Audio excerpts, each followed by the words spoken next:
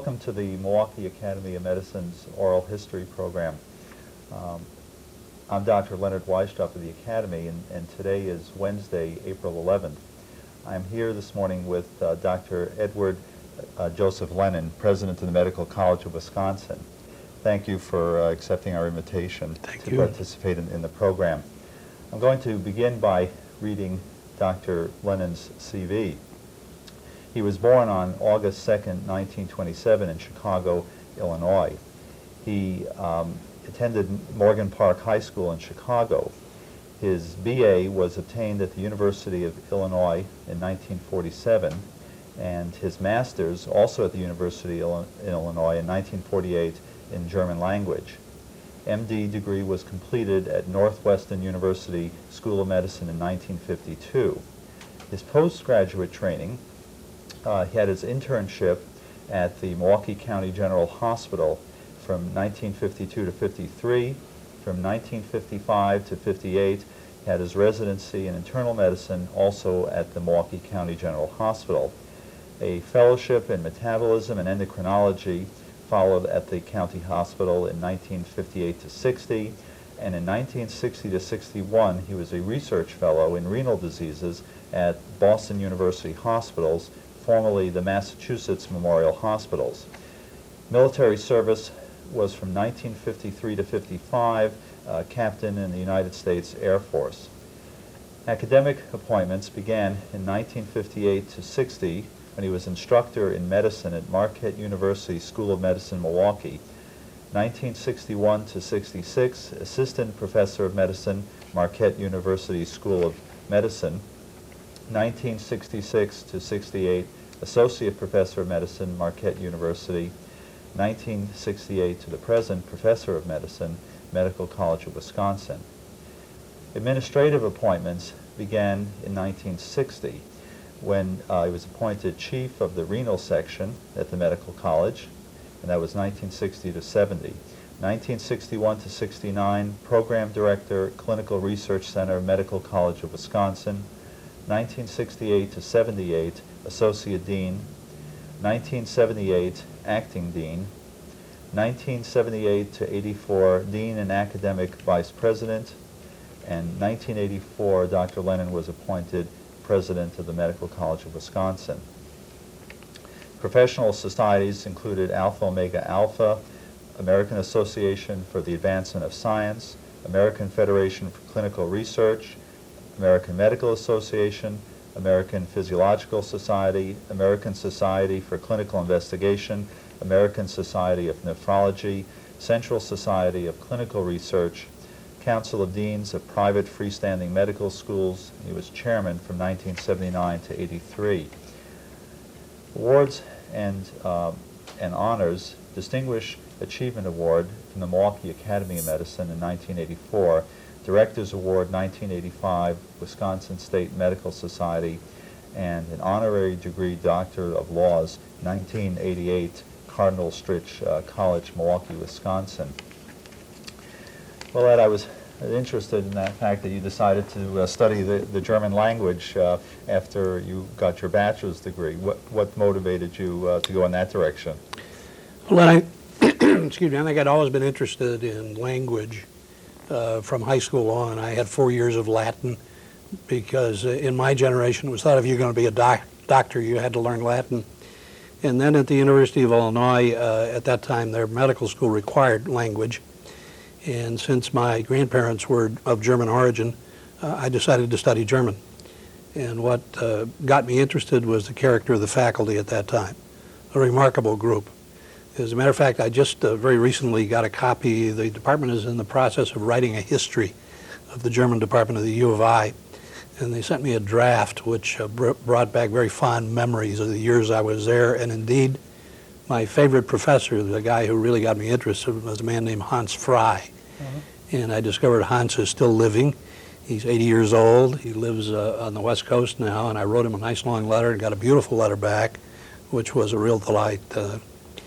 German interested me enough so that at the end of my first year of medical school, which I found terribly distressing, because I felt like I was back in high school, having lived in the library with my own little nook where I could wander the books and study independently. All of a sudden, I felt like I was back in high school with rigidly prescribed courses. So I was back at the University of Illinois that summer to do a Goethe seminar, thinking maybe I'd go on and get a PhD, which I didn't complete.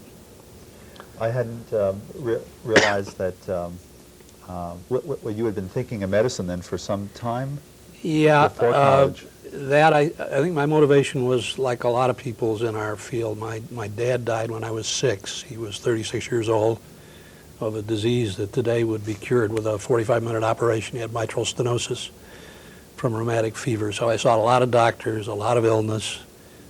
Candidly, I didn't think they were very good because nobody seemed to get well in that era, and I thought maybe I could do a better job, and I liked science too. Uh-huh.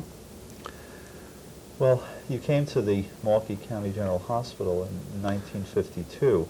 I'd be interested in why you came here, and I'd like to know what you found when you got here. What was the landscape like at the County General Hospital then? Well, I had decided pretty much at the end of medical school, number one, that I was going to be a general practitioner. Number two, in the 50s, as you're probably too young to remember, I'm not quite sure, internships in private hospitals tended to be following the attending around, and patients didn't particularly welcome interns and residents. And some of the great internships and residencies of that era were in county and municipal hospitals. Cook County was already beginning to deteriorate, and I did not have an opportunity to look at LA General or Kings County, but Milwaukee was close. The things that impressed me about the hospital when I came here were a few people that we'll talk about later, I think. Secondly, the incredible cleanliness of the hospital. And third, the unusual character of Milwaukee, having been governed by socialist mayors for some 50 years, the last one still in place, Frank Zeidler, when I came here, with lots of land reserved for public use, with support for the arts, supports for education, and really providing, I think, excellent care for the indigent poor, which is what County Hospital was in those days. Who got you onto Milwaukee? Had you heard about it from some of your professors? Yeah, I'd heard about it. There were a number of people from Loyola, for example, who came to the school here because of its association with Marquette. I candidly had not heard of Marquette Medical School in Chicago at that time, and really saw very little of the school during internship. You ask about the scenario or about the scene here, and I think I can break it into physical and environmental in terms of people. The hospital was rated at 775 beds. All that was here really was the 1930 building that faces the lagoon on Wisconsin Avenue, with another smaller building behind it that had interns' quarters in it, and a pool hall, and a little library. And next to that was a tinier building that was a morgue, and that was kind of it. There were still sheep on the grounds. The county still raised much of its own produce, and it was kind of like a rural setting. But open bed wards, 40 beds to a ward, very unpleasant in those terms, very good medical care, very poor creature comforts. One telephone, paid phone down the hall, one toilet room for the whole 40-bed ward. Patients up and down the hallways, because although rated for some 770 patients, we frequently had 900 patients in the hospital. The people, there was a very, very small full-time staff. 2 or 3 very remarkable people were here. One was named Ed Amstead, and Ed is still alive, living in North Dakota, I think teaching English Lit along with medicine now, fascinating guy. Ed was probably the best general internist I ever knew, and he was assistant director of medicine at the county. Excuse me, how do you spell his last name? Olmstead. Okay, thank you. He taught us how to serve as consultants during residency, you know, what a consultant's role was. He was a good neurologist, a good GI guy, a good cardiologist, a real broadly trained general internist, and a marvelous chap because he could also talk railroads with you. He could talk the history of the settling of the West or anything you name. And he was one of the ones who clearly turned me on.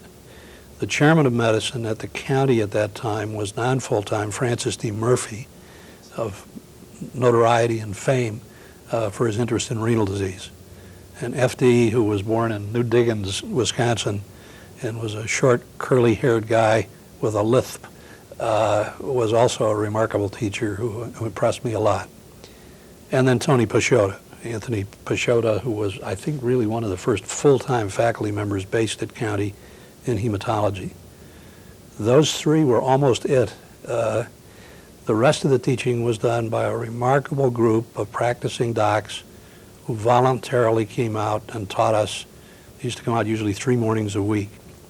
As a matter of fact, my first staff person probably had more to do with influencing my subsequent career than anybody else. Carl Junkerman was the first guy I had as an attending. Who were some of the other voluntary staff that you recall? Oh, well, Fran Rosenbaum, for example, in cardiology, who taught us that you really can do things with a stethoscope that we now do with machines.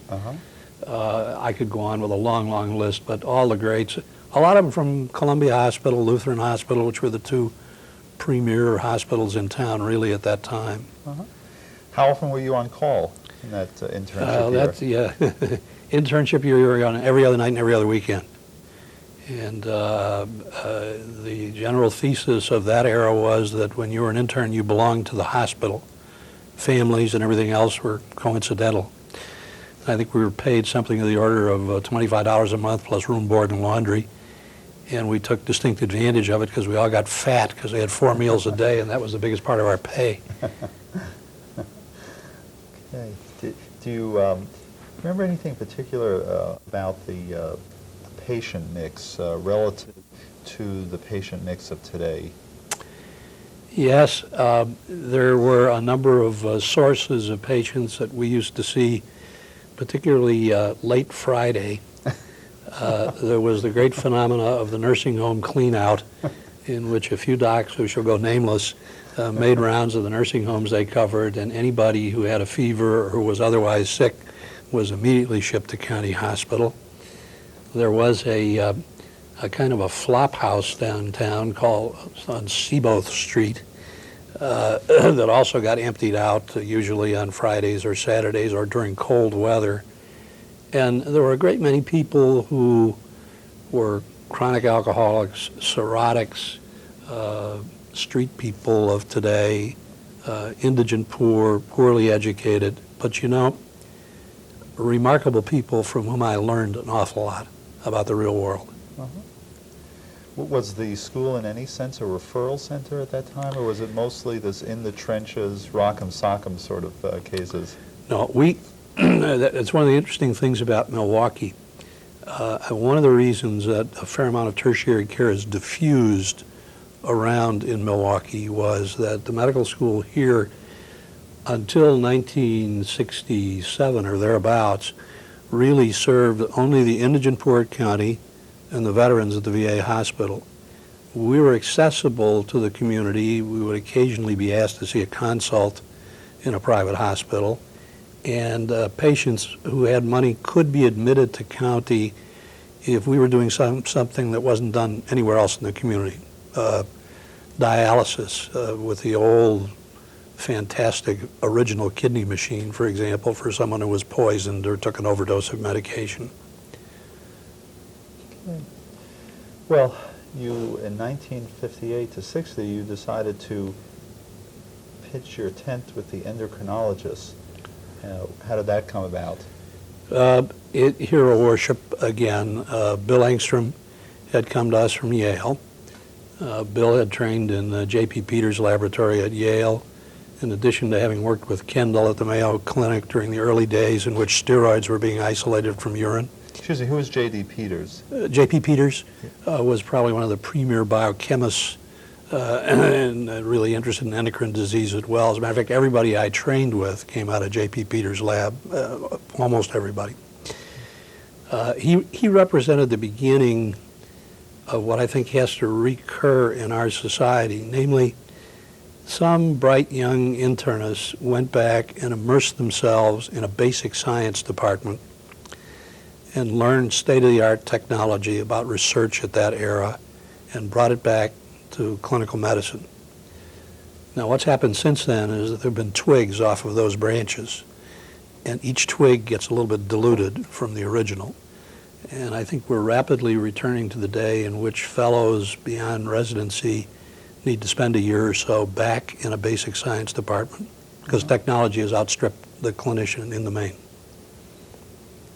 So the department then, I assume, it essentially consisted of Dr. Engstrom? Engstrom brought to Milwaukee a whole variety of things. The first test for thyroid disease, he was able to measure T4, at that time thyroxine, with a test called the protein-bound iodine test.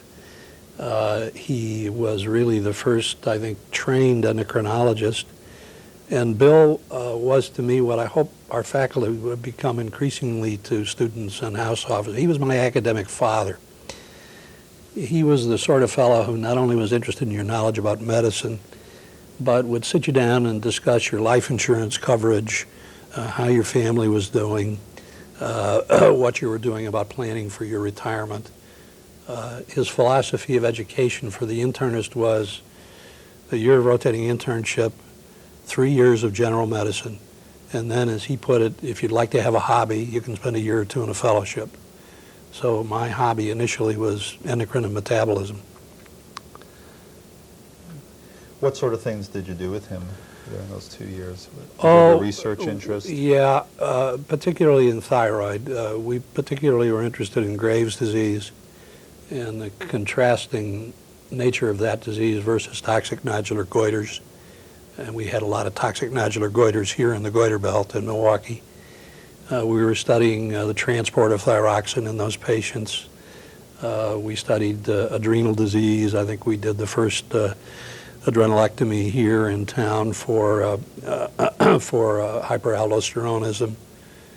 Interesting disease. We used to work up all hypertensive patients for hyperaldosteronism. We did a total, I think, of 6 or 7 here, which essentially, I think, wiped out the population that had the disease, in our clinics at least, and we haven't seen many since. It wouldn't be very popular with HMOs today. Not with working HMO. up aldostenomas. No, and I must say that, you know, that's one of the contrasts of the day. When we worked when I was, really, I was a county employee for many years. The county paid docs. My salary came from county.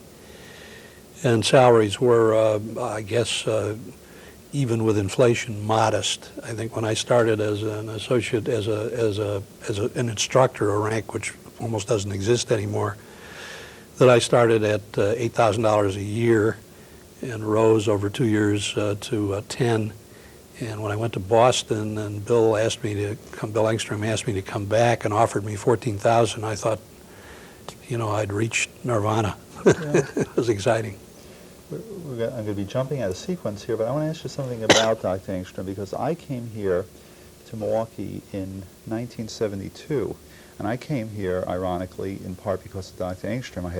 I'd read his articles in the journals about medical education, Yes. and I was very inspired by that. When I came here, he was broken down. And I think I don't know whether he was alcoholic or not, but I think that it appeared that he was distinctly alcoholic. And I wonder about that and how you felt about that. And Very difficult. Bill Engstrom's problem was that he was too sensitive for this world. I remember talking with him about his days of growing up in Minnesota, lying under the lilac bushes and thinking about the universe, and the pressures of trying to run a department, the frustrations that were already beginning in medicine in the 70s, the changeover that was occurring, I think, were all very difficult for him, and he indeed got into a serious substance abuse problem. As a matter of fact, I recall driving with him. You know, at that time, the basic science faculty were all down at the old Marquette. The clinical faculty were out here. Our outpatient facilities were in the old emergency hospital, and I think we were going down to the emergency hospital, and Bill was complaining about some pain in his back, which quickly became apparent was pancreatitis. And we hospitalized him, and I sat down and talked with him, and it's like telling your dad, you know, you got to do something about this. And he couldn't cope, became diabetic along with it. And ultimately died prematurely, an enormous loss of a remarkable man. I had the feeling that he was much loved because he seemed, by the time I got here, he seemed very ineffective, and it looked like people would pick up the slack for him, and it seemed as if people weren't angry at him, and it seems like there was a sense of sadness more than anything else. Sadness and a desperate concern to try and help him in any way we could. He was too good to lose. Yes. Well, I think you went to Boston after that fellowship. Is that correct? Yeah, to study renal diseases. Well, I really went to work with Bud Relman in Boston because of fluid electrolyte and acid-base metabolism. Those were still fairly primitive skills in Milwaukee. Nowadays, surgeons, everybody are pretty well educated in this, but there was very little background. We had just begun to be able to analyze sodium in the serum and potassium and a few other things.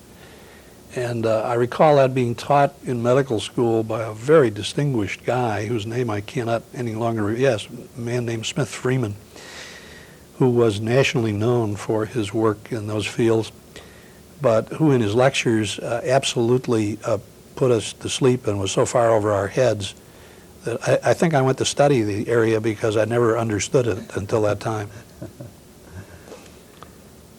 Was there a connection between Dr. Engstrom and Dr. Relman, or yes, and he sort of ushered you over there, or? Bud Relman had also worked in J.P. Peters' lab. The two leading lights, there were really three, I guess, or four leading lights in the field at that time were Bud Relman, Bill Schwartz, Don Selden, Frank Epstein, and Bill knew Bud, I think, the best and sort of put in a word for me. And Bud kindly took me on board, and that was one of the most fantastic years of my existence. Now, Bud Relman, to those who don't know him intimately, is Arnold Relman. Correct. And he is the editor of the New England Journal of Yes. Medicine. Yes. And what sort of impression did you have of him when you went to Boston in 1960? Well, before I arrived, I mean, he was one of those fabulous people who lived in the clouds somewhere, you know, a godlike figure in terms of what he had done in his work. He was one of the warmest, kindest, again, broadest trained internists I ever run into. Bud was remarkable on rounds. He wasn't just a renal guy. He could do a good neurologic exam. He could do the whole shtick. Kind with his patients.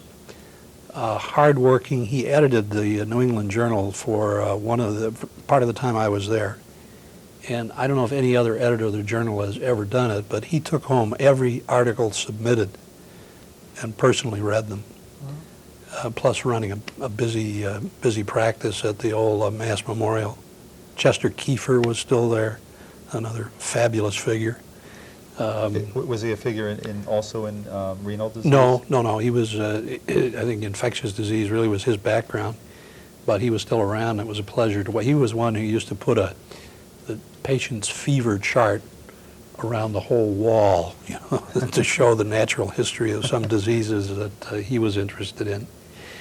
The fellows in the laboratory, one of them I stole, Jacob Lemon Jr., who runs the renal service here now and who's been probably one of my closest friends. He and I did research together for 20 years, shouting and screaming at each other in the laboratory and then going home and having a martini and dinner together and having a marvelous time.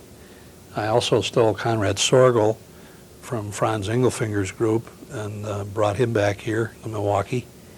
And I tried to steal their clinical chemist but couldn't get him, a fellow named Joe Anino, who also had trained in Peters' laboratory.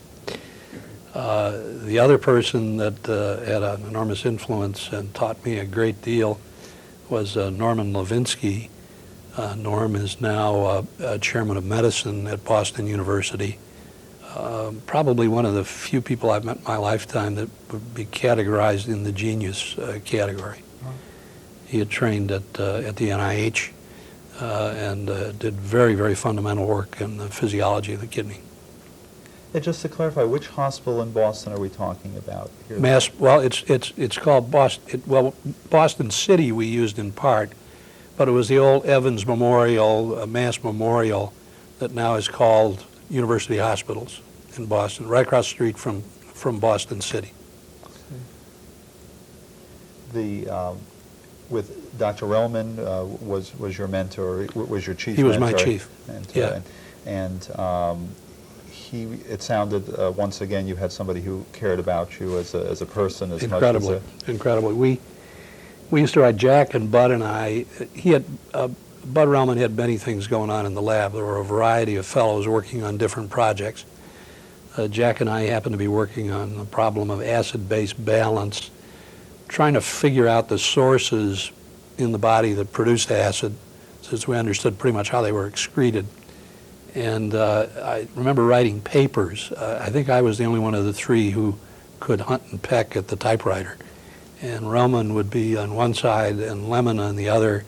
And we fought word by word in each manuscript. So Bud was not the kind of a mentor who added his name to a paper. Believe me, his heart and mind were into the design of the experiment, the interpretation of the data, and the writing of the paper itself. You had mentioned that you had stolen all these wonderful people who we now have in Milwaukee. It sounds Yes. like when you left there, you had very definitely decided to come back to Milwaukee. And In the interval at which I left, Bill Engstrom had written me a couple of times. The General Clinical Research Centers were a new phenomena being sponsored by the NIH. At that time, they were inpatient units designed for clinical research and supported with federal funds. And Bill had made application for one and got it. It was one of the early ones. And he asked me to come back and be director of the Clinical Research Center and be dazzled by a $14,000 salary, plus my fondness. Milwaukee is a very addictive city. Boston is very nice, but Milwaukee is probably the nicest place to live in the United States. Well, it was very enriching for you to be there, and it's been enriching for us because there have been these associations, and I know we've had Arnold Relman to the city more than once, and I trust it was because of old friendships. Yes, he has been here as a speaker at a symposium that we had as guest lecturer. We gave him an honorary degree a number of years ago. And Bud, it's kind of interesting if you look at what has transpired with people from the renal background, okay? Bud, I think in part because of his work as editor of the JCI, of the Journal of Clinical Investigation, was kind of a natural follow-up. Franz Engelfinger had been editor of the New England Journal, and Bud succeeded him. And if you follow the New England Journal now, Bud has a very, very deep interest in social issues, in medical costs, in the quality of medical care. The same kind of guy that I referred to when I was talking earlier about Ed Amstead, enormously broad interests. The kind of people more doctors should be. Yes. So our contacts with him have been long. Bill Schwartz, who actually was with Tufts, and Bud had done an enormous amount of research together. Bill is now with the RAND think tank, and if you read any of their publications, also is studying very intensively the economics of medicine, the quality of medicine, so that a lot of people who start out in renal disease either end up as administrators or as kind of medical sociologists in part.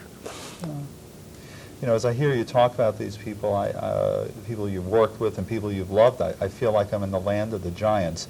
Do we have such a land anymore? Are things relative? Oh no, I think there still is a land of the giants. I think that there are more of them in any given field today. I think that is both a blessing and a curse. Clearly, we have overpopulated the universe with specialists. And as we talk later about concerns, which I know you want to talk about, I'm a little worried about how we're going to repopulate clinical departments with clinical investigators. Okay. Well, indeed, you did come back after that year, and you began your teaching at Marquette University. Tell us something about what your initial assignments were, and maybe a flavor of what medical students of that day were like. Well, I would comment on a couple of things. Number one, although we were paid by today's standards, even taking inflation into account, relatively low standards, relatively low stipends, we were paid in another very important way. We had protected time. We had time to teach in a leisurely way. We had time to get to our laboratories and do bench research if that was our interest. And so it was a delightful mix of these, the old three-legged stool phenomena. Now, admittedly, nobody that I know, or practically nobody, was a superb clinician, superb teacher, superb investigator. Usually they were best at one or the other. We had more time with students. We had fewer students. We had classes of 90. Now we have classes of 200. I remember Engstrom in his concern about the junior students teaching I think there were 8 of us in the department who agreed to take 4 junior students each. And we spent 3 afternoons a week with them. 4-hour sessions in which we would take a patient and go over the history, the physical, discuss the disease state, the therapy, and stretch from there. Some of those kids I still get letters from. The current classes don't get to know their faculties as well, I don't think. Well, who were some of the other faculty members, the young faculty members who came at that time? Well, we were just beginning to build a full-time department, really, in that era. Norm Ingbring was there in endocrinology. Jim Cerletti is still there. Norman has just retired and is now our official archivist. Let's see, I'm trying to go down the list and think of some of the others in particular. Eddie Ellison had come, at Ellison in surgery to head up that department. Jay Jacoby came originally in anesthesiology. Joseph Martin King was there in surgery before Ellison, another remarkable impact on me. Dr. King did not believe in smoking, and I used to smoke as an intern, and I think I literally ate cigarettes if I saw Dr. King coming down the hall. You didn't get caught with one. So, and the list goes very long. My problem is I've been here so many years that I get a little mixed up as to who came when. Right. Ernie Henschel came not long after that in anesthesia. Frank Abood was a resident with me. Frank is chairman of medicine at Iowa now. The residents did a great deal of the teaching. Interns were taught by residents, first-year residents by second-year residents, and so on down the line. A much more casual atmosphere.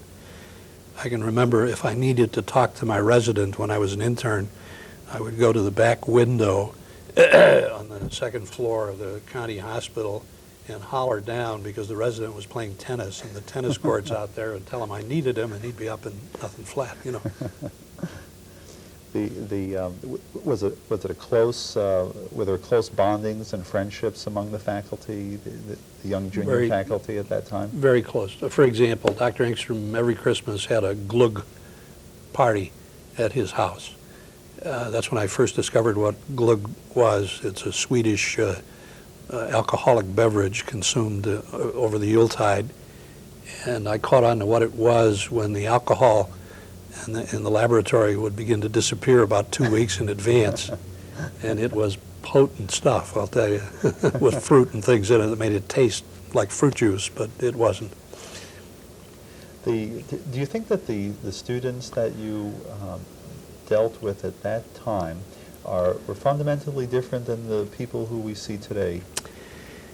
Yes, I do. I think there are a variety of differences. One, we're seeing, we've gone through a couple of cycles. When I was in med school, many were returning from World War II. And they were an older group, very well motivated. They had a kind of a stabilizing influence. And then we went through an era of younger students. We went through the crazy 60s when the goofiness that infiltrated the universities came into the medical school, and we had sandals and long hair and all of that strange kind of stuff. Currently, we're seeing a totally different kind of student. I think you and I, when we had chatted before this, I might just mention it. I have a group of 9 students to whom I serve as mentor. 42% of our classes are women now, which is a marked change. Of the students I mentor, 4 are women and 5 are men. Of the women, 2 are graduate nurses, 1 is a graduate physician assistant, 1 is a graduate biomedical engineer, and of the males, 2 had been medical technicians and 1 a high school science teacher. And again, their motivation, their understanding of the relevance of what's going on in their basic science education tends to stabilize the class and keep everybody motivated. Yes. Sounds like a very promising group. Very promising. Well, approximately, looks like around 1969 or so, you began to become involved in administration. Is that correct? Yes. Yes. Was that a blessing or a curse? It was, well, I don't want to define what the consequences were, but I can tell you that it was totally unplanned and undesired. Uh-huh. What actually happened is that Bill Engstrom, whom we've talked about before, who was still chairman of medicine at that time, of course, for the first time in his life decided to take an extended vacation. And he and his wife went to Europe for a month, and I was acting chairman of the Department of Medicine. For reasons that were not apparent at that time, the board rather precipitously, the board of directors of the school rather precipitously fired the dean. And some of us didn't think that was such a good idea, and I made the terrible... Which dean was that? This was Dr. Kerrigan. Okay. I made the fatal mistake, well, I don't mean that in a negative sense, but I ended up sort of leading the group that met with the board of directors and said, we don't think this is a good idea. And the board indeed backed off, withdrew the dismissal, but said that the administration needed to be strengthened by adding some associate deans. Jerry Kerrigan then asked me if I would be associate dean for clinical affairs, and having painted myself literally into a corner, Yes. I said yes. And that began the downhill slide from there to presidency. All right. Well, let's see, what followed that position? Let's see, I started out as dean of, as associate dean of clinical affairs, and then sort of associate dean without portfolio, senior associate dean kind of role, and then dean, and then dean and president for a year. I tried to do both jobs together for a year while we were searching for a successor after I was named president, and that originally, I think a lot of us said, what does a little institution like this need to have a president and the dean? And I learned during that time why, because there really are 2 jobs. The president's job essentially is to relate to the external community, to raise money, certainly, but to work with industry, with the community's physicians, to look at the urban problems that need to be addressed, to kind of bear the mantle of the school, if you will. And he or she should be a person who is out of the office more often than in it. The dean really, and present dean, Dr. Buzz Cooper, Richard Cooper, and I think for the first time cut the roles cleanly, in which we really follow the industrial model in which the dean is executive vice president, chief operating officer, and the president really is chief executive officer. Yes. And that has worked very well. Well, from what I know of you and from what I've heard this morning, I have the feeling that it must have been a wrenching experience to be taken away from the bedside, the clinical laboratory, and although it was obviously ability that landed you there, I'm suspecting it wasn't comfortable at first. Am I correct? And if I am correct, when did it become full? Or did it ever become fully comfortable? It was a succession of cord cuttings, okay? The first thing I learned was that I really could not continue to operate my laboratory. I tried to do that for a time, and there just weren't enough hours in the day to do productive research, although Jack Lemon and I did talk and think about and design together experiments, and we did some work for a few years and published a few papers. And then I had to give that up. Second was patient care, because the demands on my time to do other things were such that I couldn't do what a physician has to do, which is to make the patient first I couldn't always be present when a patient needed me, although I continued to do attending rounds with house officers, and I continued to do attending rounds in the outpatient department until about, I think 4 years ago. The department got smart. They would always assign me a senior medical resident so I didn't get in trouble. Because I think what you lose in this business when you're not in it every day is therapy. Therapeutics move so rapidly. So that went, and then this is the first year, I think, in which I have not taught at all. Dr. Lennon and I and some other associates in the renal department for up until that time jointly did a clinical correlation program in biochemistry about acid-base metabolism. And if you ask, have I ever recovered from giving up those three things, the answer is not really. I suppose, even though I have a real dedication and devotion to teaching, that the real joy of being a physician is taking care of patients. And I miss that a lot. Maybe in this new role that I'm moving into, I'll have time to see an occasional patient, at least in consultation, which would be fun. Did I recover from all this trauma? Yeah, because I discovered some very interesting things. I discovered that out in the outside world, there's another fascinating group of people who head up corporations. The CEOs of most of the corporations in and around Milwaukee and Wisconsin are absolutely delightful people.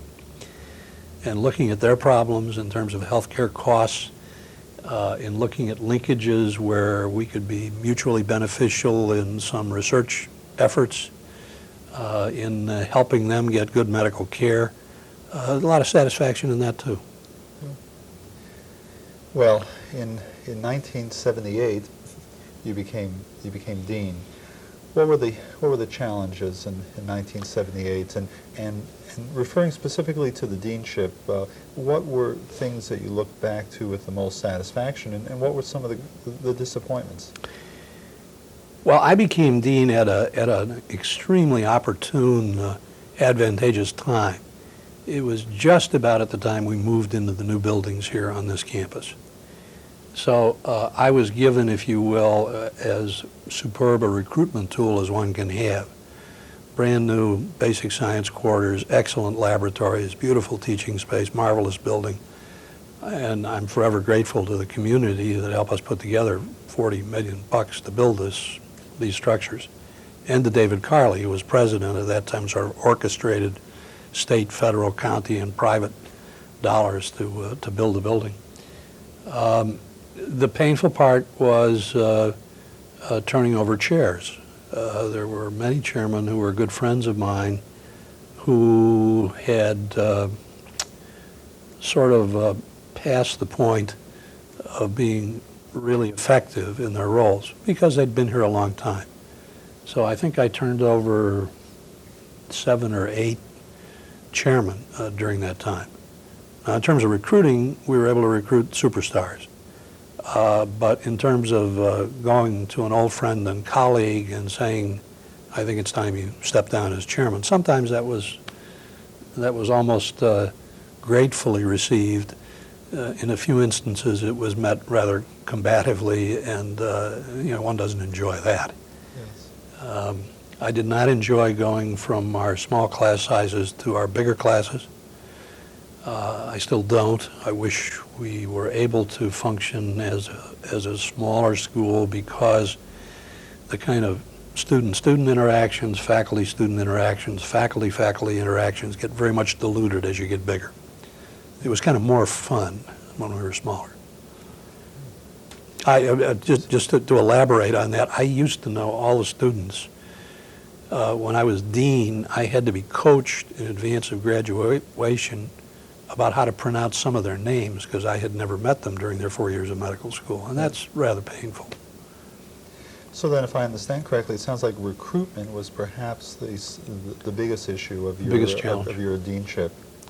And principally, actually, in the basic science departments, we've had these interesting cycles. When Dean Kerrigan, who preceded me, was serving in that role, clinical chairs were aging, and there were a substantial number of changes in the clinical departments.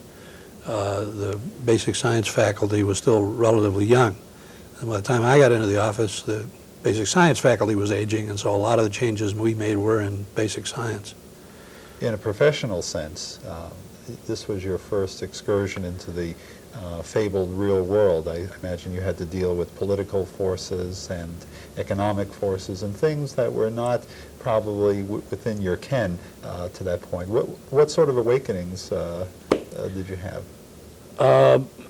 Well, the budget then compared to the budget today looks like peanuts, but we were still talking of a budget of $70 or $80 million a year to be administered. 1978. Yeah, a total operating budget. Our total operating budget now is closer to $170 million. I had to, let me comment. This is a time at which the half-life of deans around the country was running about 2 years. And that's because either the dean got into it and found that it was terribly distasteful, or goofed up and got canned, or moved back to their previous roles. And the American Association of Medical Colleges recognized that most deans came out of laboratories in the bedside and had very, very little knowledge of administration. So a program was put together by them called the Management Advancement Program, which I participated in. There was a 3-day, really total immersion seminar on the basics of accounting, so that the vice president for finance could not con me about the balance sheet. I could read a P&L sheet and with some confidence. And then there was I think it was a 10-day total immersion program in which they locked us up in an old estate outside of Boston, and we had intensive lectures and then reading assignments that went well into the night, taught by the Sloan School of Management. And these things were, business management is not directly transferable to academic management, because academic management has very little power connected with it. You can only do things in this business with the consent, not necessarily the approval, but with the consent of the faculty. If they don't want it to happen, it ain't going to happen. Okay.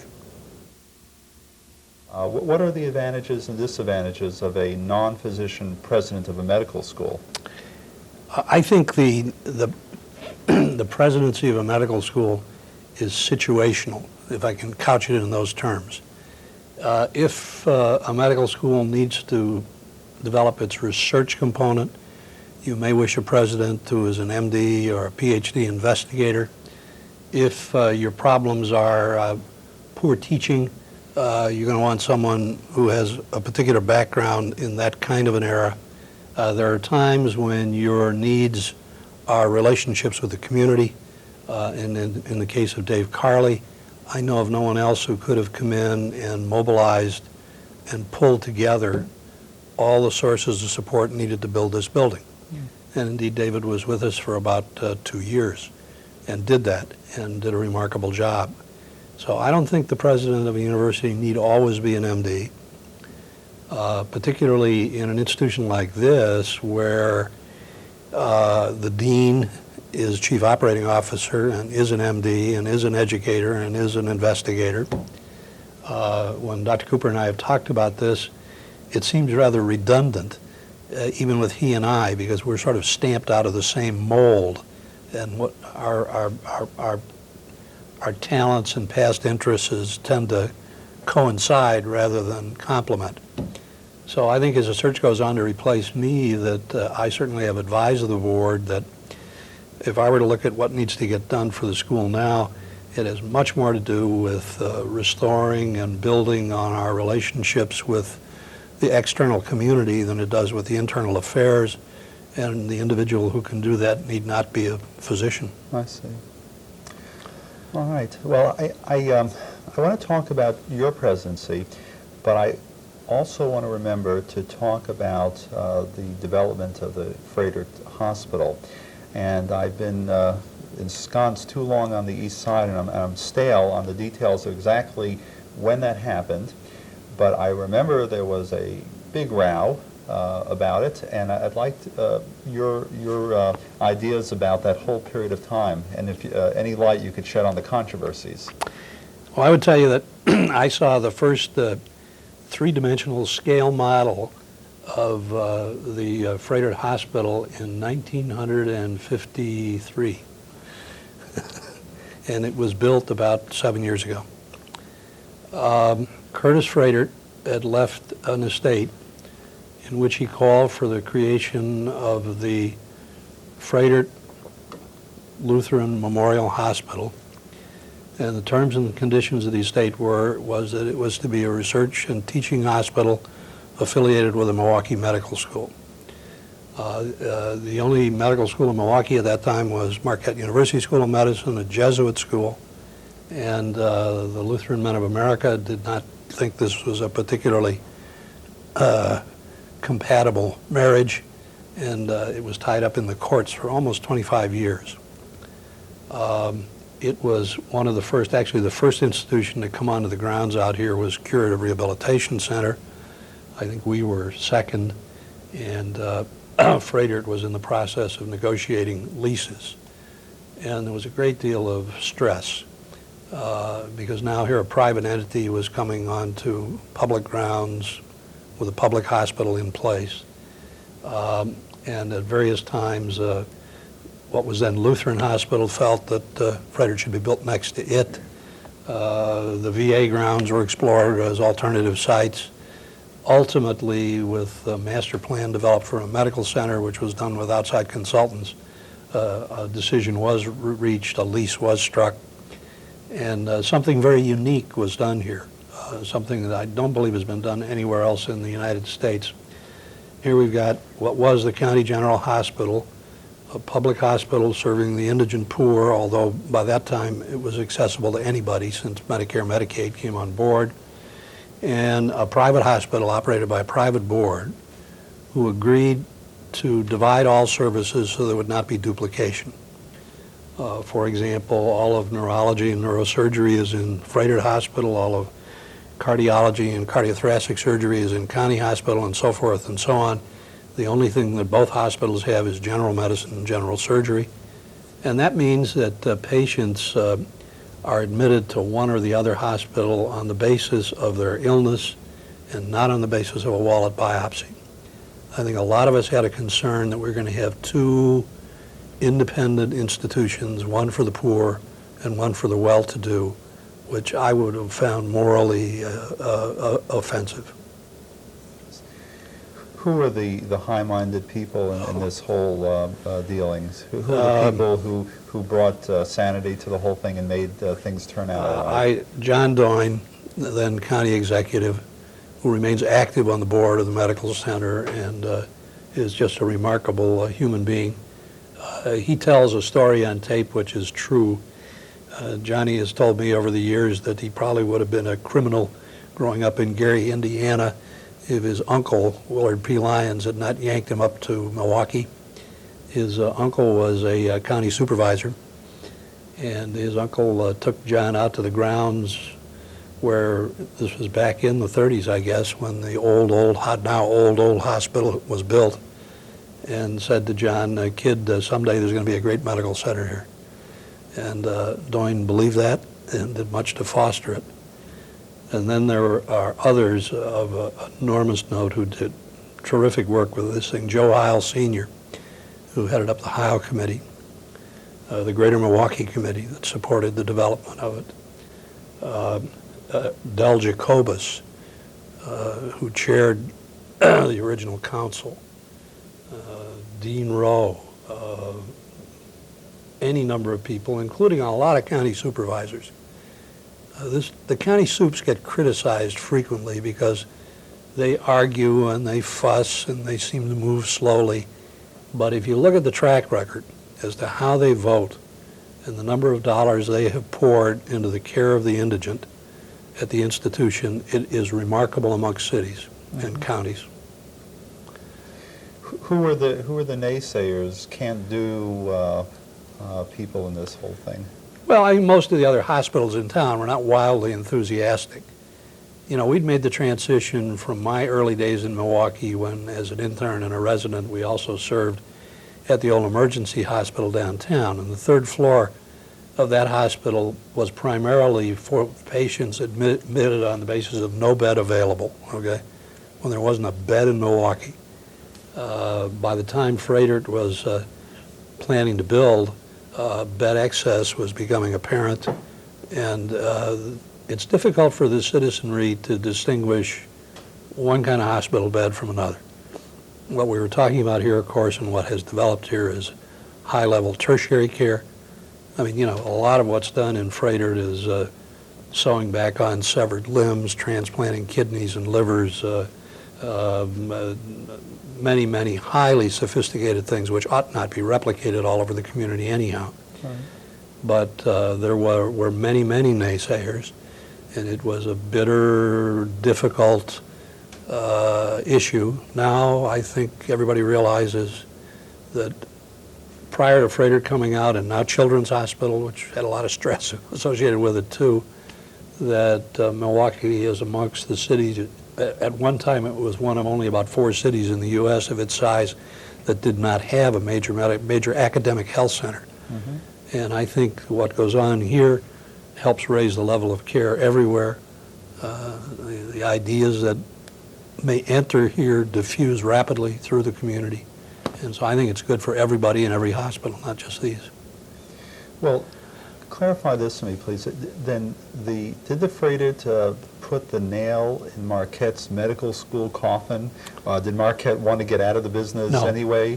No, that's very interesting. Because I reviewed that one time, and as a matter of fact, I wrote a letter to the alums, at least the Wisconsin alums once about it, because there was a great deal of alumni bitterness about the separation from the university and the name change.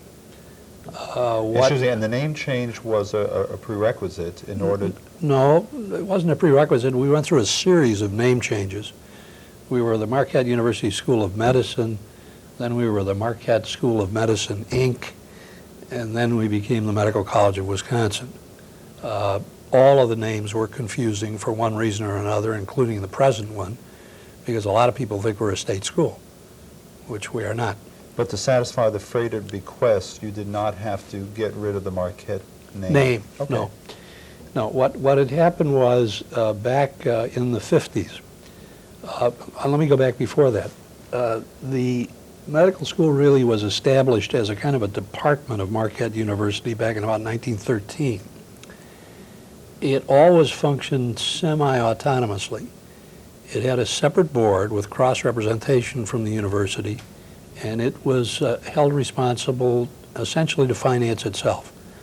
The university did not have a lot of money. It had a lot of schools to support, and it was felt the medical school ought to be able, through volunteer faculty, through grants, through gifts, to run its own business. Well, it did that in part, but it didn't do it very well. It got itself $3 million in debt. My first experience in academic administration when I first became an associate dean was inability to meet the June payroll, and Evan Helfer, God love him, bailed us out with a $1 million gift. We were on open probation as a medical school with rather harsh comments that the university had put very few resources into the school. Mm-hmm. And since the university really could not put any more in, it was deemed necessary to get some form of state aid. Excuse me, now what years period are we talking about? This is back in '67 or thereabouts. Okay. And to get state aid, it was assumed the state was not going to provide money to a religiously affiliated institution, and therefore the school was split off. I see.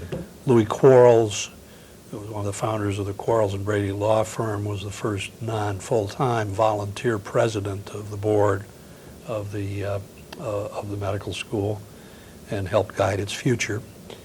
But interestingly, the university brought in an operating vice president of the medical school for an interval before we left, and this is said with no umbrage. It made sense, actually. Within 6 months, the interim managing vice president was able to tell us all that we were no longer in debt, which we thought was marvelous, except we then learned it was done by liquefying all of our liquefiable assets and selling our building to the university.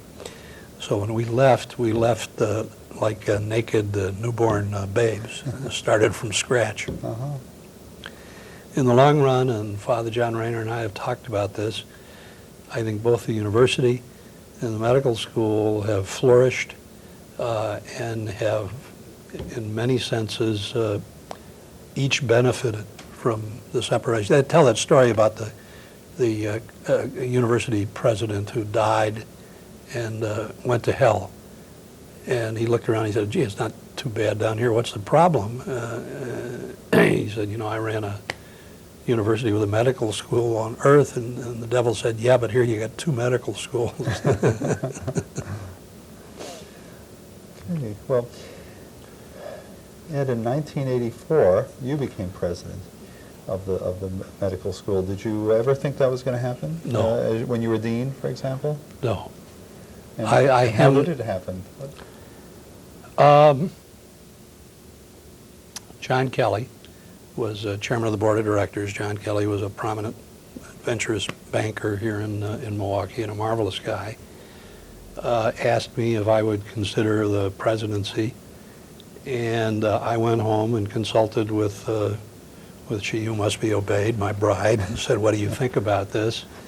My background by that time was that of an operating officer, which I enjoyed a lot, working closely with the faculty, and the notion of leaving that into the ethereal atmosphere of external affairs was somewhat difficult. But, you know, I thought about it and I thought, well, if I stay dean and they bring some real turkey in here as president, life is not going to be pleasant. So, yeah, I'll have a go at it. So there's a practical side to you. There's a practical side as well. Now, who was the immediate president before? Len Cronkite preceded me. Leonard had been president of the Children's Hospital in Boston. Again, you want to talk about remarkable people, and I hope you send Leonard a tape so he hears this because it's really true. Here was a guy who was a 2-star general who had made some 30 or 40 parachute jumps, who was a semi-professional drummer, who played the guitar, who had built his own seagoing boat. And I guess I could keep going almost indefinitely. It made one very humble to work for him. He had so very many talents.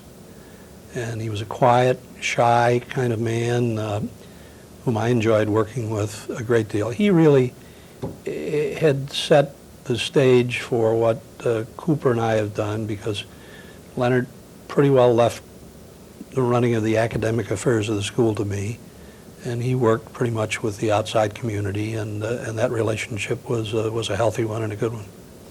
Well, what awaited you when you began your presidency? What were the immediate challenges?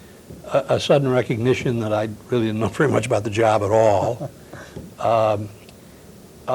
A need to make a commitment that I think I was able to fulfill. One of the things that gave me pause was, could one leave the deanship, become president, and keep one's dirty hands out of the business of the dean? Could one convince the faculty that they couldn't run into the president to end run the dean? Was I capable of going out and talking to what I saw as the gods of the universe, the CEOs of major corporations, and you know, and being at ease with them and not having them throw me out of their office? Yes.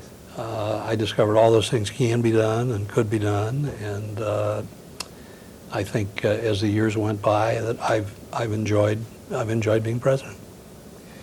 Well, being president puts you right into the thick of the socioeconomic turmoil that most of us are experiencing now.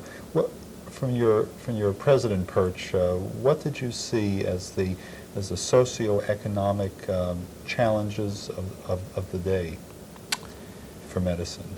Well, first of all, I think the things that certainly pain me, and I'm sure they pain you too, has been a transition from a society in which patients had doctors to a society in which consumers have suppliers, from a society in which hospitals are often charitable, religiously founded, held in highlight by their community to a healthcare industry that is now seen as an enormous social burden, to a continued recitation of healthcare costs as a percentage of gross national product, never paying attention to the fact that if the numerator of that equation grew as it should have grown, the percentage wouldn't look so bad.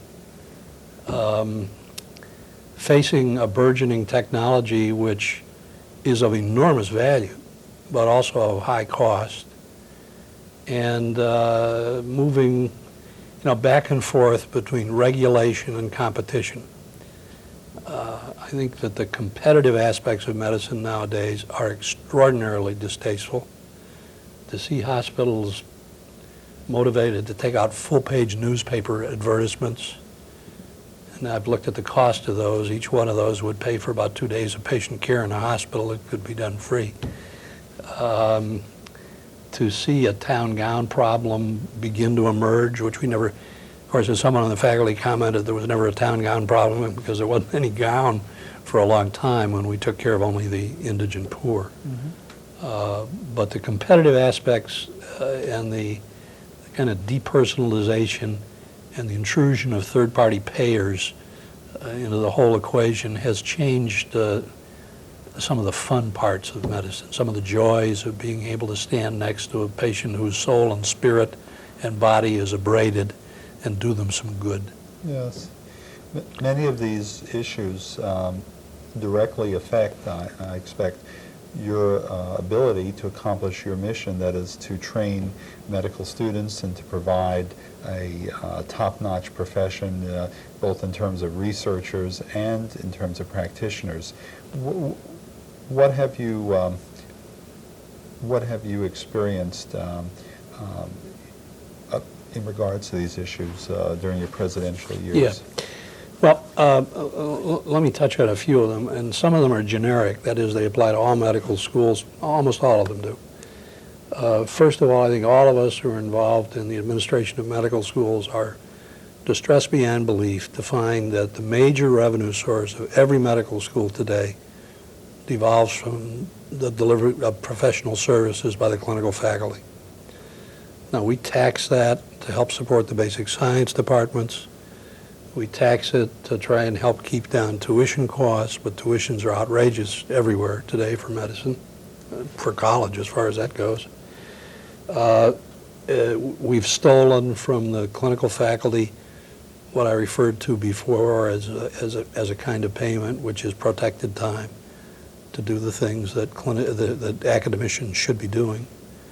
Our basic science departments do not have enough hard money in them. They're terribly dependent upon grants, and grants get tougher and tougher to get. The National Institutes of Health, while their budget looks to be growing, if you look at it in constant dollars, what it'll buy has been declining. The general esteem with which medicine was viewed in the past has changed. And businesses are failing almost across the board to find ways to control costs. Now, one of the things we've got on the books that we are developing, we spoke to the Greater Milwaukee Committee about this just a few days ago, is a Health Information Technology Center. What that center is going to do is, number one, produce a computerized electronic library which will be accessible to all docs throughout Wisconsin, Northern Illinois, and Upper Michigan via modem or telephone, so that you can get literature searches, fax reprints of articles now rather than later. And the information explosion almost mandates that to do practice. Secondly, it will allow us to do health services research. I number myself amongst those who believe that if we begin to look at this critically, something, I'm not sure of the percentage, but something of maybe 15% of what we do in medicine has no real impact on outcome. We do it out of habit. We do it out of the fact that the Geheimrat professor who taught us said that's the way I do things. Some things we've stopped. We don't automatically get a chest film every time a patient is admitted, even if they had one a week before. The second thing that has been a challenge is that medicine is moving out of hospital and into outpatient settings. The future, I'll stop in a minute, Len, but you've got me off on a topic that does I'm interest me. interested. Yes. The future of healthcare, as I think all of us who look at it on a daily basis, is community-based, comprehensive outpatient centers that will be dispersed and that will provide much of the medical services, that plus home care, which we've learned to do now too, currently done in secondary level and primary level community hospitals. And that the tertiary care hospitals will probably grow because literally everybody who gets admitted to a hospital nowadays is a tertiary care problem. You don't get admitted unless you're 4+ sick.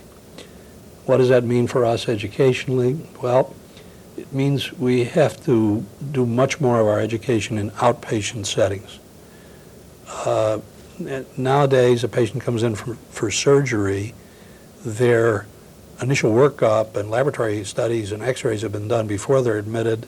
They come in on Thursday afternoon, they're operated on Friday and go home on Saturday. There's no time for a medical student to know anything about that patient. So we're moving increasingly to outpatient education as part of the program. We're trying to get our students to understand what we think I asked my group of students, I had to give a talk to the Milwaukee Academy of Medicine one time. They asked me to talk about the future of medicine. So I sat down with this group of 9 kids and said, well, you're it. What do you think it's going to be? To a person, they assume they will be employed. To a person, they assume they will make less money than doctors do today. To a person, they believe they will work shorter hours than us maniacs who work 80-hour weeks. Most of them are anticipating careers in primary care. They think they're good trade-offs. They think that the doctors who live in that kind of a setting will have some time to participate in their family life and in the life of their communities. They might serve on school boards. They'll know their children. The divorce rate ought to drop. The substance abuse rate ought to drop. And candidly, I don't know about you, but I would never be terribly enthusiastic to be the patient treated by me on the 80th hour of a work week. Yes. So I think that's where it's going to go. The funding for medical education, I assume, is drying up at every turn. It seems that the HMOs and the managed care plans are not going to be very keen about having medical students and residents who traditionally order more tests and that sort of thing. And I assume that government is not providing funds That's correct. the way they used to. So where do you have real worries about the future of medical training? I have great concern that the cost of medical education is keeping people out who ought to be in. It certainly started out with the minorities and the really poor. I think it has extended to middle class. Our tuition currently is $17,500 per year. We're kind of in the middle or slightly above the middle of the private medical schools. Our students graduate with an average indebtedness incurred during medical school of about $55,000. Some in excess of 110, 120 if they're married and have children. That, without a question, influences their career choices.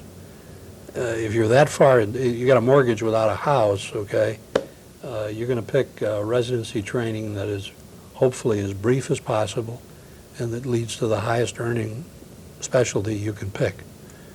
And that's a countervailing force that needs to get... I've had a notion about how to finance medical education forever, but nobody's willing to fill up the pot, okay?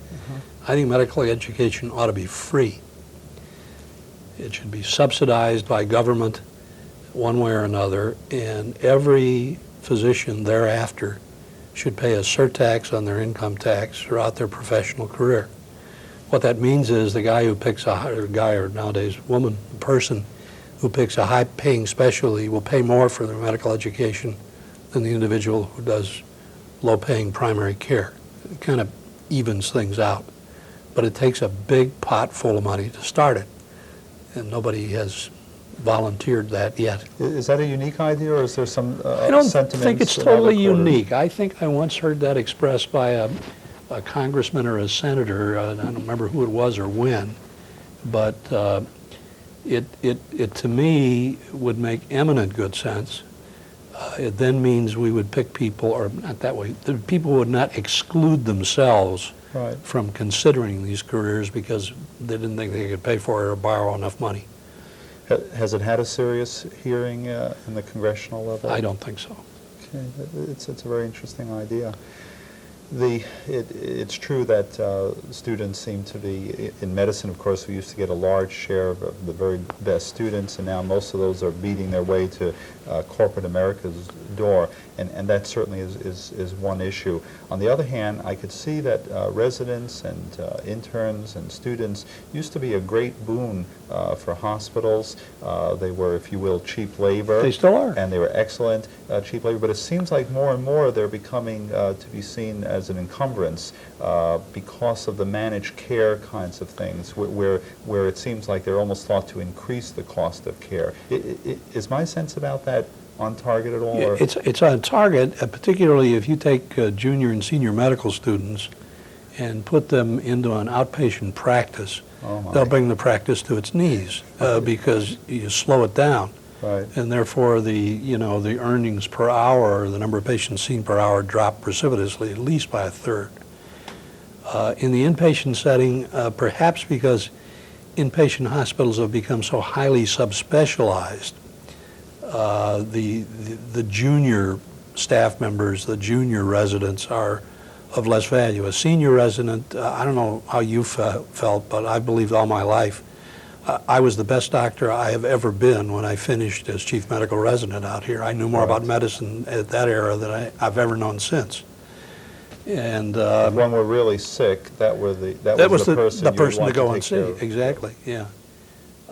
So I think that is a problem, and I think that hospitals, if they are reimbursed by Title 18, as they are still, find it a little less difficult, but as the federal government begins to pull in its horns, what would hospitals have to do if they didn't have to have residents? They'd have to develop surgical technicians to scrub with the doc, all sorts of ancillary personnel who aren't cheap either. But the cost of residency education, if it's not picked up by third-party payers, does become a problem for some hospitals. Well, Ed, the other thing I want to, and we've gotten off of the presidency, and I want to get back to that, but research is something that people in 1990 are very concerned about, in the sense that there seems to be a prevailing feeling that there are conflicting interests in research these days. Now we have papers written by people who are either working for drug companies or have investments in drug companies, or one thing or the other. It sounds like in your day, as you said, you weren't paid that much, but you had a lot of time to go to the bench and do independent research. What are the real alarming? What are the concerns today about the viability of medical research in this country and the honesty of medical research in this country? Oh, I think so long as some of the kinds of successes occur that are occurring. Maybe you saw recently Tom Starzl, who was one of the pioneers in transplant surgery, is now working on a new immunosuppressant drug from Japan that looks to dramatically improve survival rates. As long as the miracles of medicine get spewed out into the press, the heart transplants and the like, that the basis for continuing research exists. It's true that the rewards, if you really are doing research actively in a clinical department, it means you're going to be doing less practice and making less money. PhDs who work in our basic science departments, clearly, unless they've got fire in their gut to do the kind of research that medical schools do, could go and make more money working for any of the new gene transfer or other organizations that exist. You have to look at that in two ways. One, it's interesting to me that industry is spending as much or more on education as are all of the colleges and universities in the United States. They're facing a bad educational system. They're getting employees who can't read, or don't have the skills to do the jobs that are available. So they're spending money on education. I think the day is going to come when you will see industries picking up a bright student like the military does from college, subsidizing their way through research training in medicine with a trade-off that they work for the company for 5 years or some such a thing, because they're having great difficulty getting enough people to do the work. You raise the honesty question. I suppose that one could say, Len, that minor fudging in research is not a new invention. I mean, people throwing out a piece of data that appeared to be irrelevant to a mass of data that made a point. This business of plagiarizing from other people's papers or reporting on the basis of no data at all is something that cannot be tolerated, and I think universities and medical schools are really looking at that very hard. We have review groups that sort of monitor, and if there's any inkling that there's anybody on a faculty that's data is suspect, we will look at it before it's ever questioned beyond that point. One of the things I'm going to do when I move out of this job is head up our 2 subsidiary corporations that have to do with technology transfer. Well, there are pluses and minuses there. Number one, the technology transfer thing tends to look for ideas from the faculty that are really useful to patients, that patients will never get unless they are patented and some company owns them and can make a profit with them. I mean, that's the nature of our capitalist society. The negative part is that if you're going to get a patent, it sometimes means you got to delay your publication, so somebody else doesn't steal the idea, and this can be difficult to deal with. We try a middle ground. We don't, if something is really important, well, a classic example, Armin Quick was a professor of biochemistry here, okay? Armin Quick invented the Quick test, which is a measure of blood coagulation, which has been universal and used by everybody since his day. If Quick had patented the Quick test, which he never would have even thought of doing, this medical school would have an endowment as big as Harvard's. We currently in our technology transfer are not making money. What we are doing is we've so far been able to get 7 new companies started in the Milwaukee area based on products or ideas that came out of the faculty, and about 8 or 9 new product lines in existing companies. This is doing nothing for us financially, except it helps a great deal to the extent the economy of the region is good. We, as an Elam-Ocean institution dependent upon benevolent donors, do well. But as we begin to engage corporations and get into joint ventures, then there is a real question of conflict of interest, isn't there? Well, yes, there is. And there are some kinds of joint ventures that I would not take us into, okay?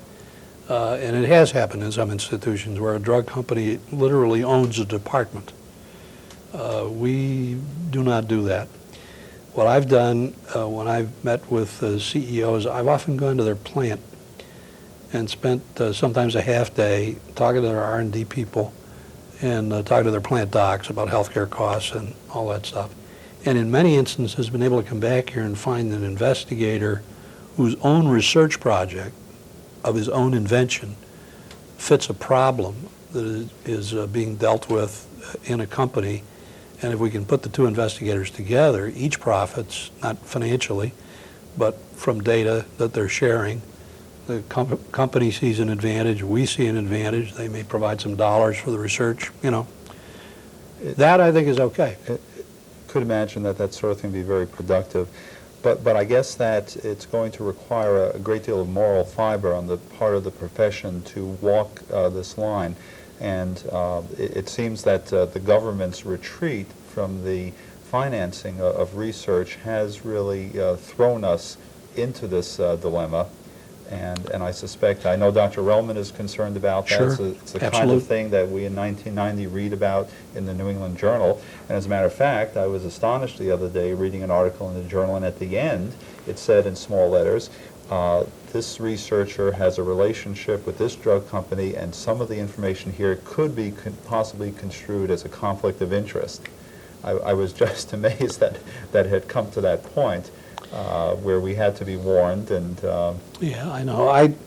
You see, the problem goes beyond that, though, Len.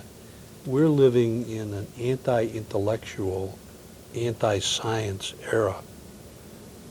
Every newspaper in the United States has an astrology column, okay? I've never seen one on astronomy. We have been sufficient, and studies have been done which estimate that less than 15% of the U.S. population, all levels of society, are scientifically literate. Now, that's partly because the information in science has been exploding. It's partly because science is poorly taught at all levels, and that's another area that I'm working on, but we'll talk about that later perhaps too. yes. Okay, well, let's go back to the presidency. Tell me what you think were your greatest accomplishments and disappointments during this period. Well, I think all accomplishments in a medical school, basically, that one can lay claim to participating in, is the recruitment of high-quality faculty and the provision of places and dollars for them to do their work. The Mac Fund building that we put up a year or two ago, you know, presidents obviously get their kicks out of building buildings. Buildings don't do anything. But again, it's been an enormous recruiting device. We filled it up. It's filled with people who come with established reputations, with NIH grants in hand, high-level scientists, and you can't do it without the space. So doing this is helpful, but basically it's people that make a medical school work. And to the extent you can be persuasive and supportive and get first-class docs and first-class PhDs onto your faculty, that's where the greatest satisfactions lie. I shouldn't horn into your interview, but I remember, as you were talking about the buildings, I remember that when the Parliament was bombed during the Second World War in England, there was a great debate about how it should be reconstructed, and I guess Winston Churchill insisted that it be rendered in an entirely faithful way to the way it was before. And he went through this long speech, and he ended when he said, "Remember, gentlemen, we design our buildings, and afterwards they design us."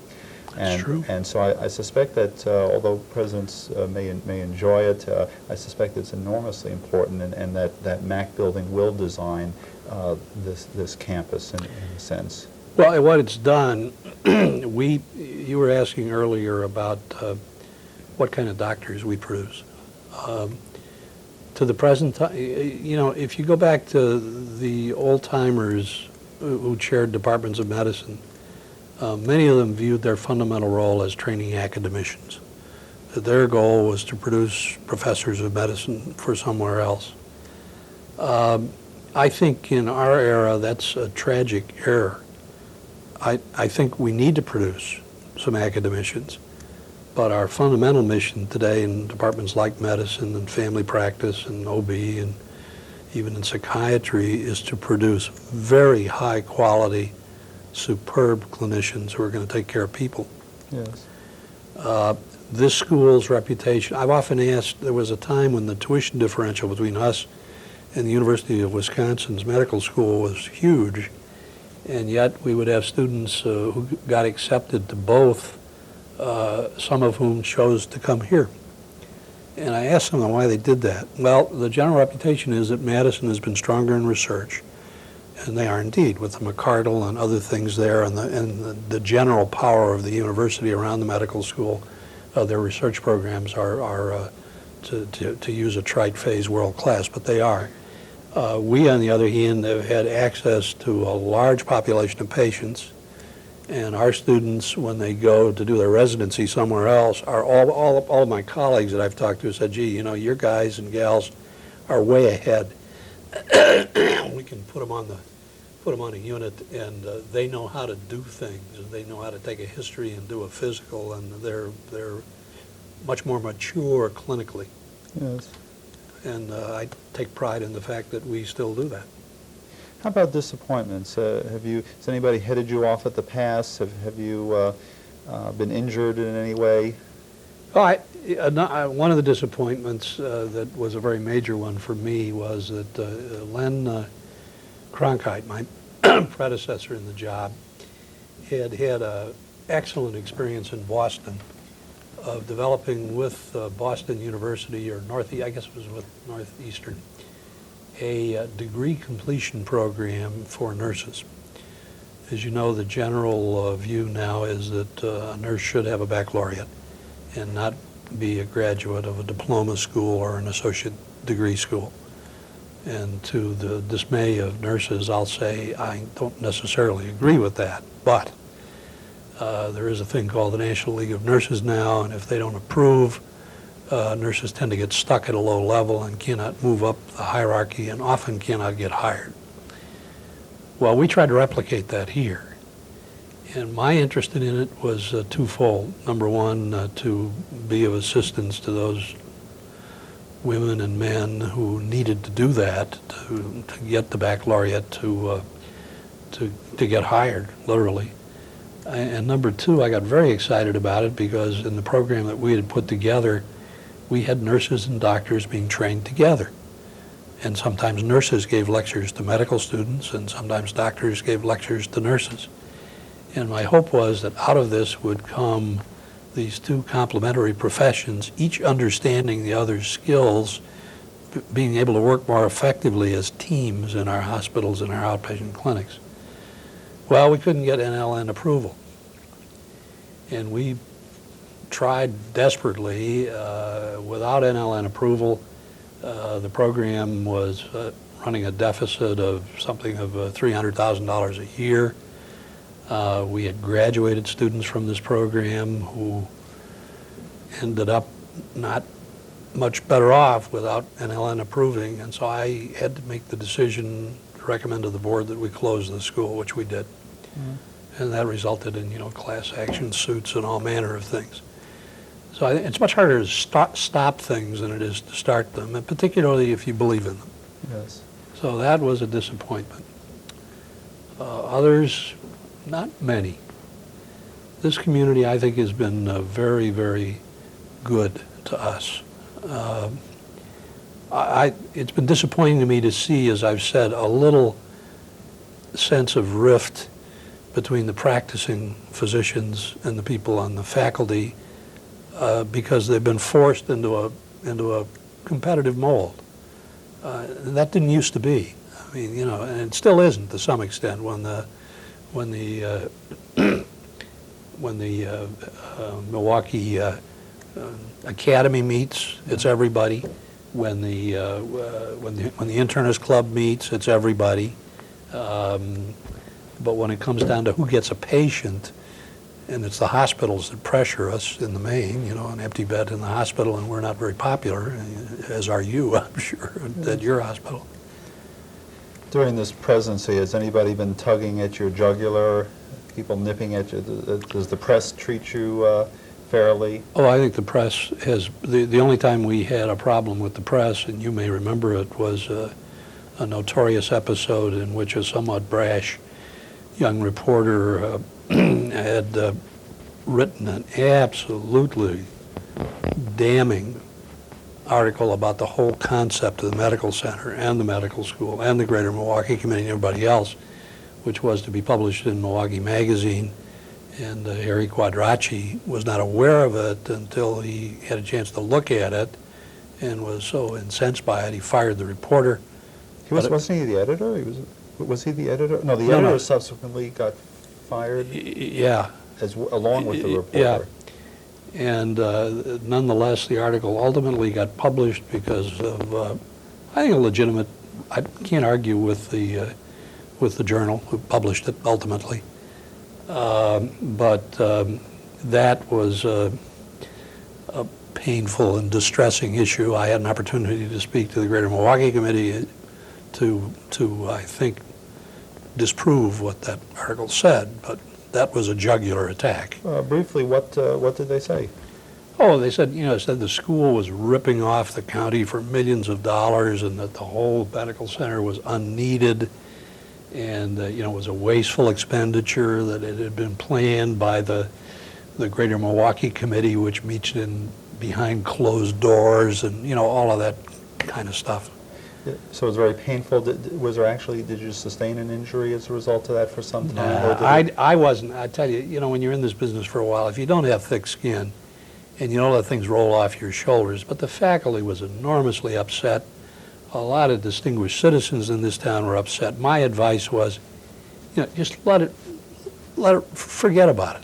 Most of the people didn't read it, and those who read it and know the situation know it's not true, and the rest don't care. But you weren't critical of the journal for reporting it. No, the guy who did it in the journal said that he felt, that you can't allow the press to be suppressed, and in the main, I tend to agree with that. Mm-hmm. I'm not being critical of Harry. I think for his, for Milwaukee Magazine, which his wife publishes, that it was legitimate for him to say he'd like to know what's going to be published in his magazine, and editors don't publish everything. Right. But, this article raised so many questions which needed answering that I think publishing it was okay. Yes.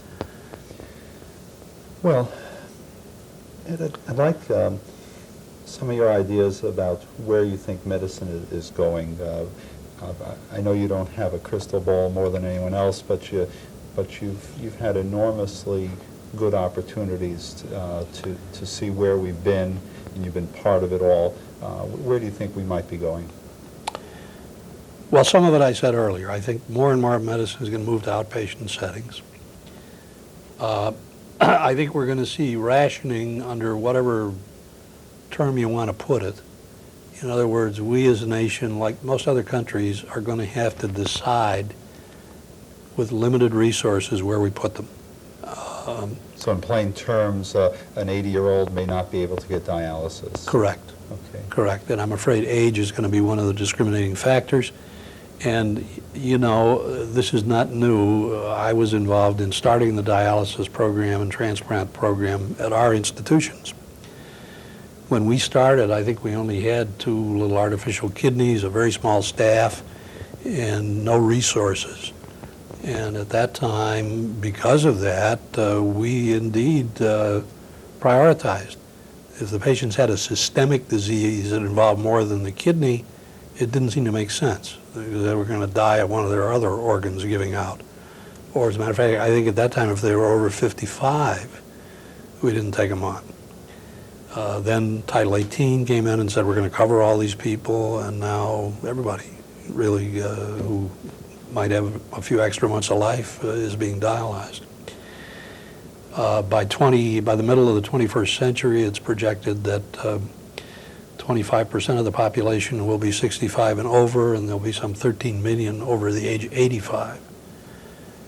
What does that mean? That means we've got to learn how to provide productive, independent living for those older people, or we're doing nothing. I don't think anybody is really interested in extending life expectancy to 100, but we'd very much like to see the exodus be like the one-horse shay, that people live relatively alert, productive lives until age 85 and then drop dead. And that's relevant to the issue of research. Why are we focusing on developing cancer research here? Well, as the population ages, the incidence of cancer, of heart disease, of a whole host of things is going to zoom. If we can find ways to delay or prevent those destructive things that appear to be in part the natural process of aging, which we don't understand anyhow. I mean, aging research is a very legitimate field too. Is why do people age? We don't. Why did my hair turn gray and fall out? I don't. that these things will continue. I do see medicine moving. I don't think this country will come to socialized medicine. The chap who is president of Rush in Chicago, at a recent meeting of the Association of Academic Health Centers in Washington that I attended, made a statement which I think is very true in our current mode of operation, okay? That if you look at the three key issues that are being talked about, which is cost containment, access, and quality of care, that you can have any two but not all three at the same time in our present system. Access can't get resolved until costs are resolved.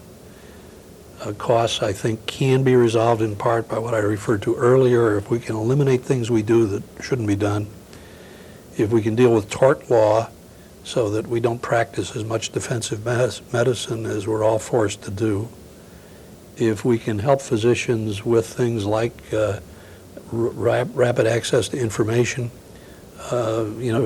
operate more efficiently, if we can deal with, well, the classic example to me is with the potpourri of drugs on the market today. Wouldn't it be able to be nice to hit the screen on your desk and say, I'm ordering this new drug, what are its complications, and what drugs does it interact with favorably or unfavorably? Yes. Because we make as many people sick as we cure, I'm afraid, sometimes with our medications. Right. And in terms of the doctors of the future, H.L. Mencken said that the essence of the professional man or woman is that they can't be bought. Do you think we'll have professionals 20, 30 years from now, or do you think that the weariness and the dissatisfaction and the sense of embattlement in the profession now will prevail, so that we're left with people with less vision, less a sense of dignity and that kind of thing? I hope not. One of the things we're doing here is during the first 2 years of medical school, we started a pilot program 2 years ago now, which is called Preparation for the Profession of Medicine, in which we take, this is that group of 9 students that I'm talking about that I have, and there are about 30 of us who have groups of students. Yes, I'm sure they can't be bought. They can't be bought. And we talk, we bring up the issues of the ethical dilemmas facing medicine, where cost and benefit come into conflict. And we've talked about an aging population. We've talked about science illiteracy. They're aware of all of these things. I think, I still believe, and have believed all my life, that I can't remember, if there were any, I've suppressed them, people who went into medicine to make money. In the modern era, that would be a foolish thing to do anyhow. The people who are bright enough to do medicine are bright enough to be CEOs with golden parachutes and all the other things in industry. I think that people go into medicine, to use a word that's not used often enough, with a sense of love and commitment. That the joy of being able to, if you can't cure, to help, and if you can't help, at least to listen and understand and sympathize with the patient. Other than the ministry, I don't know of any other profession that offers that reward, and that's a big one.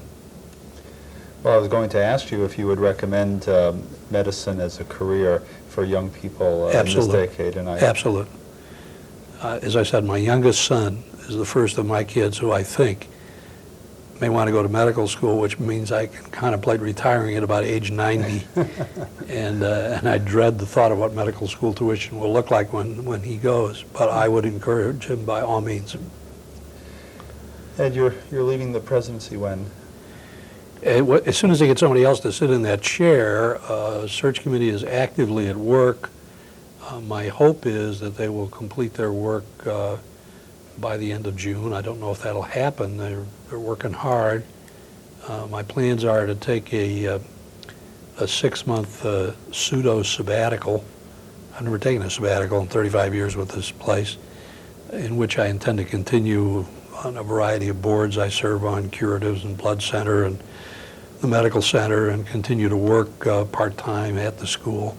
I want to do a little writing. Want want to do a little thinking. I challenged my youngest son and said, if I do it, will you do it? I may do the Berlitz thing in Spanish, because I think I need it to deal with our modern society, and he's going to need it in his career, and so some kind of fun things. Yes. Why are you stepping down? A couple reasons. One, a health problem, which, as usually happens once I made the decision to step down, has been improving dramatically. I number myself amongst those hedonistic idiots who smoked for 30 years. I also had asthma in childhood, and now, curiously, I wonder why I have a little chronic obstructive pulmonary disease, okay? I quit smoking 12 years ago. And in getting medication straightened around and with a series of infections that I had, I was very much concerned because there were times when there was something that needed to be done in the institution when I couldn't do it. Mm-hmm. Now, having peeled off 30 pounds, I'm ambulatory, vigorous, active, and that's neat because it allows me now in this new role that I will play to do some things I really want to do.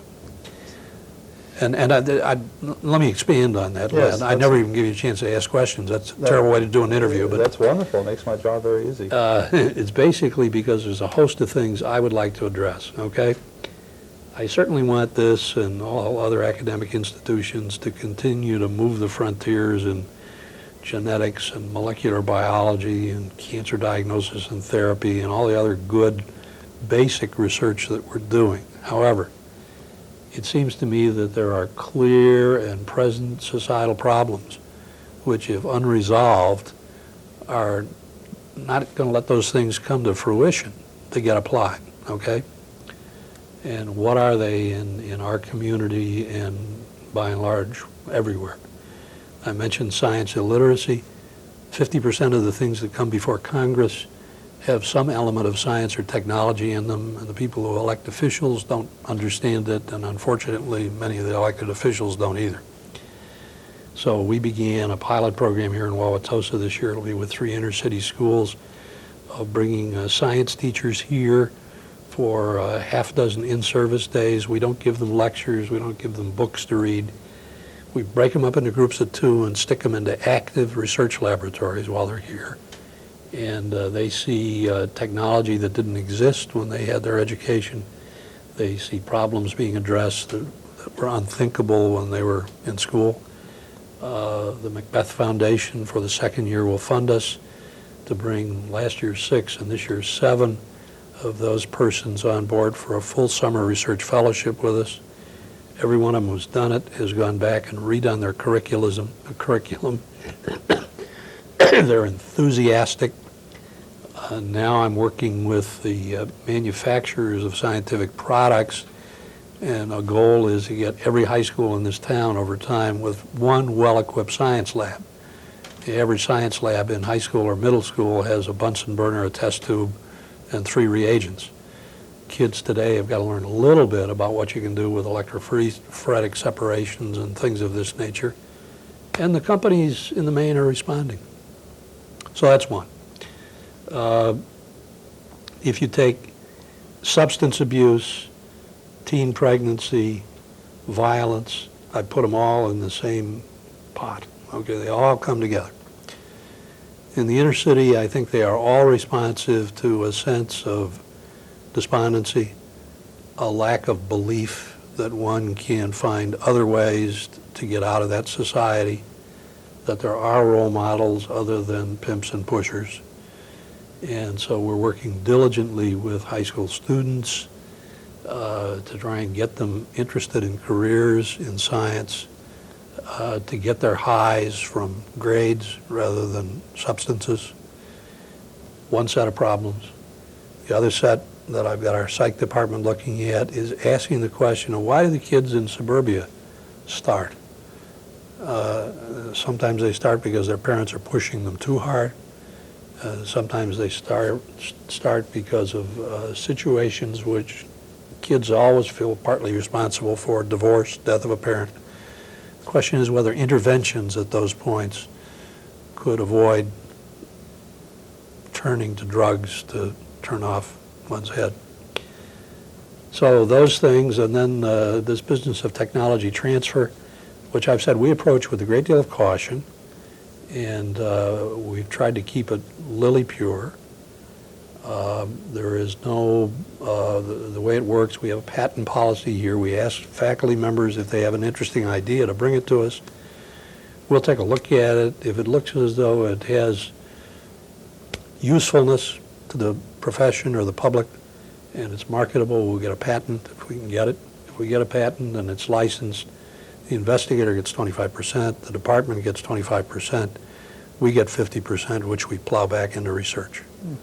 And, you know, so there's no major motivation, financial motivation. But there is an incentive because there needs to be something to get people to help with that.